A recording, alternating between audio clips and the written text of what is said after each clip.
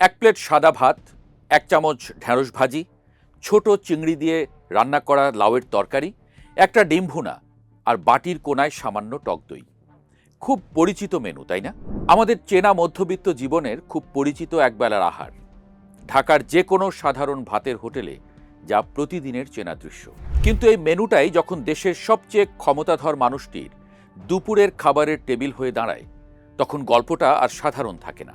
হ্যাঁ, আমরা কথা বলছি প্রধানমন্ত্রী তারেক রহমানের লাঞ্চ এবং বিকেলের নাস্তা নিয়ে, যার সরকারি বাজেট মাত্র ১৫০ টাকা। যেখানে বর্তমান বাজারে একজন সাধারণ মানুষেরও একবেলা পেট পুড়ে খেতে কষ্ট হয়ে যায়, সেখানে রাষ্ট্রের প্রধান কিভাবে ১৫০ টাকায় দুই বেলা সারছেন, এর পেছনে আসল রহস্যটা কি?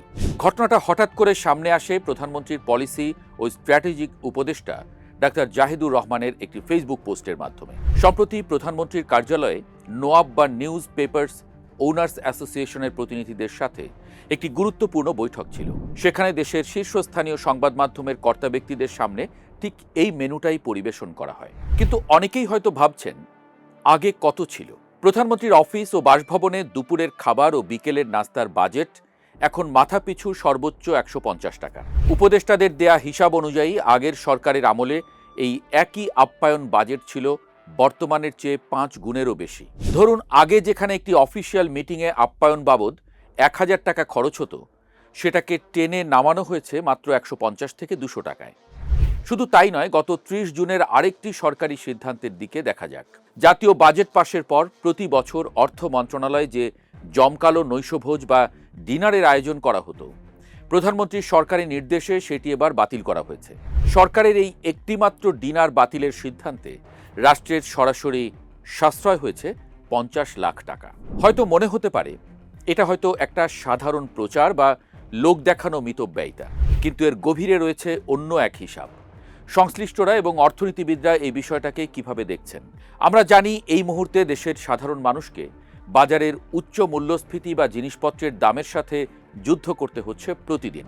একজন রিকশা চালক কিংবা একজন দিনমজুর যখন বাজারে যান, তখন চাল, ডাল আর ডিমের দাম হিসাব করতে হিমশিম খেতে হচ্ছে। ঠিক এই সময়ে রাষ্ট্রের সর্বোচ্চ পর্যায় থেকে যখন লাঞ্চের বাজেট ১৫০ টাকা বেঁধে দেওয়া হয়, তখন তা আসলে একটা নীরব কিন্তু শক্তিশালী বার্তা।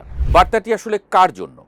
বার্তাটি মূলত সরকারের ভেতরের আমলা, মন্ত্রী এবং সরকারি কর্মকর্তাদের জন্য। সহজ ভাষায় বলতে গেলে, প্রধানমন্ত্রী নিজের টেবিলটা ছোট করে বাকিদের বোঝাতে চাচ্ছেন, জনগণ যখন বাজারে গিয়ে কষ্ট করছে, তখন সরকারি টাকায় এসি রুমে বসে বিলাসিতা করার দিন শেষ।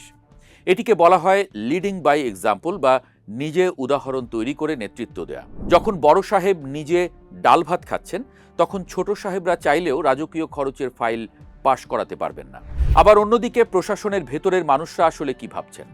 প্রধানমন্ত্রীর কার্যালয়ের অতিরিক্ত প্রেস সেক্রেটারির দেয়া তথ্য বলছে, এই মিতব্যয়িতার প্রভাব কিন্তু এরই মধ্যে পুরো প্রশাসনে পড়তে শুরু করেছে। চলতি অর্থ বছরের ডেটা অনুযায়ী প্রধানমন্ত্রীর কার্যালয়ের কর্মকর্তাদের আপ্যায়ন ভাতা এক ধাক্কায় অনেকখানি কমিয়ে আনা হয়েছে। একই সঙ্গে দাপ্তরিক মিটিংগুলোতে এখন আর জায়গা হচ্ছে না দামি কাজু বাদাম, পেস্তা বা রাজকীয় মিষ্টির। সেখানে স্থান পাচ্ছে সাধারণ চা আর বিস্কুট। আবার জ্বালানি খরচ বা গাড়ি ব্যবহারের ক্ষেত্রেও সরকারি কর্মকর্তাদের আনা হচ্ছে কঠোর নিয়মের মধ্যে। বিশ্লেষকরা বলছেন, অতীতে আমরা দেখেছি বড় বড় বাজেট পাশের পর কোটি কোটি টাকার উৎসব হতো, কিন্তু এবারের চিত্র ছিল ভিন্ন।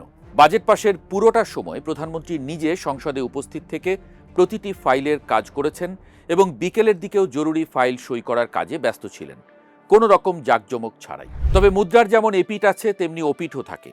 এই প্রশংসনীয় উদ্যোগের সামনে সবচেয়ে বড় চ্যালেঞ্জটা কোথায়? চ্যালেঞ্জটা হলো এই ১৫০ টাকার হিসাবটা সাধারণ মানুষের বাস্তব জীবনের সঙ্গে মিলিয়ে দেখা। ঢাকা বিশ্ববিদ্যালয়ের পুষ্টি ও খাদ্যবিজ্ঞান ইনস্টিটিউটের গবেষকরা প্রায়ই একটি কথা বলেন, সুষম খাবার বা পুষ্টির জন্য একজন মানুষের প্রতিদিন যে পরিমাণ প্রোটিন ও ক্যালোরি দরকার, বর্তমান বাজারে তার খরচ কিন্তু অনেক বেশি। বাজারে এখন একটি ডিমের দামই ১২ থেকে ১৩ টাকা। ১ কেজি লাউ কিনতে লাগে ৬০ থেকে ৭০ টাকা, ছোট চিংড়ির কেজি ৪০০ থেকে ৫০০ টাকা।